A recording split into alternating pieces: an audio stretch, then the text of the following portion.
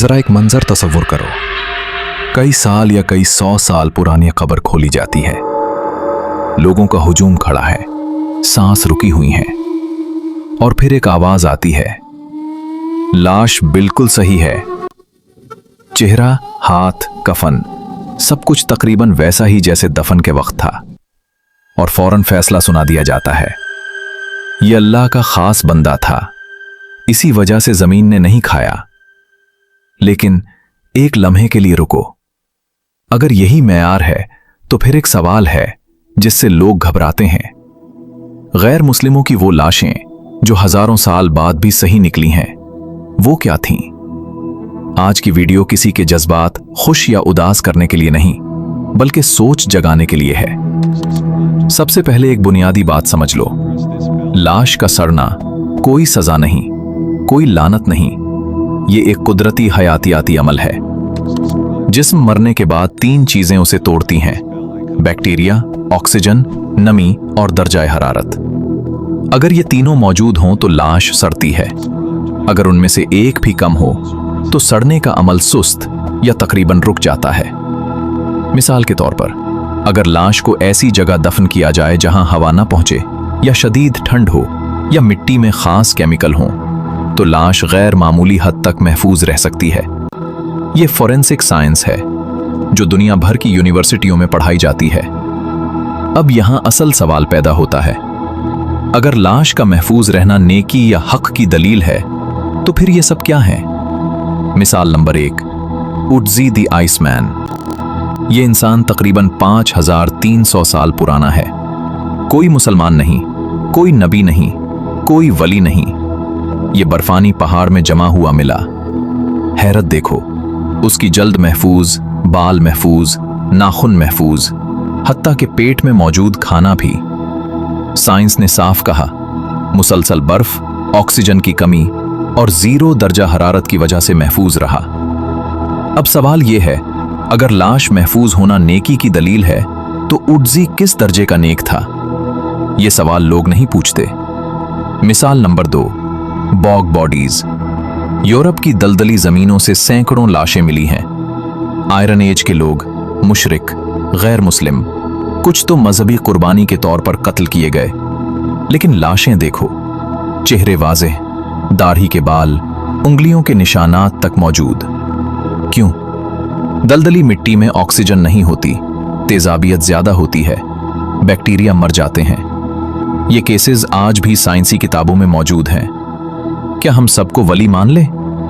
मिसाल नंबर 3, बुद्ध राहिबों की मम्मी। चीन और जापान में कुछ बुद्ध राहिब जानबूझकर खुद को मम्मी बनाते थे।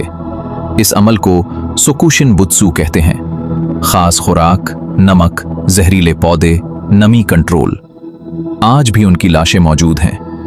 अब सीधी बात, क्या तरीका बदल देने से आखिरत भी बदल जाती है? नहीं, ये मेथड है, मकाम नहीं। एक और अहम साइंसी फिनोमिना है अदिपोसियर। साधा जबान में, कभी कभी लाश की चर्बी साबुन जैसी तह बना लेती है जो जिस्म को सेल कर देती है। यह होता है जब नमी हो, ऑक्सीजन कम हो, लाश सड़ने के बजाय महफूज हो जाती है। यह मुसलमान, गैर मुस्लिम, सब में होता है। अब इस्लाम की बात, बगैर जज्बाती इजाफा किए। नबी सल्लल्लाहु अलैहि वसल्लम ने फरमाया, अल्लाह ने जमीन पर हराम कर दिया कि वो अंबिया के जिस्मों को खाए। ये एक खास इस्तिस्ना है, सिर्फ अंबिया के लिए। ये खुसूसियत औलिया के लिए नहीं, शुहदा के लिए नहीं, नेक लोगों के लिए नहीं। ये बात वाज़े रहे, इस्लाम करामात से इनकार नहीं करता, लेकिन लाश का महफूज रह जाना करामत होने की शर्त नहीं, और ना ही ईमान नापने का पैमाना। कुरान कहीं नहीं कहता कि कब्र खोलो और ईमान नापू। अब वो बात जिस पर लोग फौरन एतराज करते हैं। कुरान कहता है, जो अल्लाह की राह में कत्ल किए जाएं, उन्हें मुर्दा ना कहो, वो जिंदा हैं, लेकिन तुम शऊर नहीं रखते। अब यहां लोग ये समझते हैं कि शहीद की लाश नहीं सड़ेगी। ये सबसे बड़ी गलती होती है। कुरान ने कहीं ये बात नहीं कही कि शहीद की लाश खराब नहीं होगी। असल फर्क समझो, एक जिंदगी जिस्मानी होती है, सांस, दिल, खून। ये जिंदगी शहीद की भी खत्म हो जाती है और आम इंसान की भी। इसीलिए उसे दफन किया जाता है।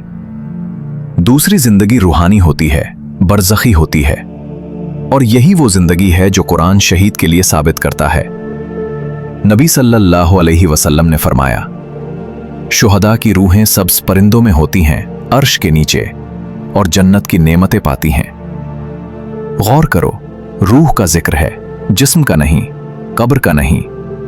शहीद जिंदा है, चाहे उसकी लाश मिट्टी बन चुकी हो या नहीं। अगर शहीद की लाश न सड़ती तो दुनिया में कई शुहदा की कब्रें खोदी गई हैं और ढेर सारी लाशें कुदरती अमल के नतीजे में खत्म हो गई हैं। लेकिन इसका यह मतलब नहीं कि वो शहीद नहीं थे, क्योंकि फैसला अल्लाह करता है, हम नहीं। एक कड़वा सच ये भी है, हम लाशों के किस्से दीन को मजबूत करने के लिए नहीं, अपने खौफ को दबाने के लिए सुनाते हैं। हम चाहते हैं कुछ नजर आ जाए, कुछ साबित हो जाए, ताकि ईमान आसान हो जाए। लेकिन अगर सब कुछ नजर आ जाए तो ईमान जरूरी नहीं कि मजबूत हो, क्योंकि ईमान देखकर मानने का नाम नहीं, न देखकर झुकने का नाम है, बल्कि गैब पर ईमान लाने का नाम है। लाश का महफूज रहना न जन्नत की गारंटी है, न वली होने का सबूत, और लाश का मिट जाना न जहन्नम का ऐलान, न नाकामी की मोहर। दुनिया असबाब पर चलती है, आखिरत हिसाब पर। फैसला कब्र में नहीं, कयामत में होगा। अगर तुम दीन को लाशों, कब्रों और कहानियों पर खड़ा करोगे तो दीन को नुकसान पहुंचेगा, और अगर तुम दीन को कुरान, अक्ल और अमल पर खड़ा करोगे तो कोई तूफान उसे नहीं हिला सकता।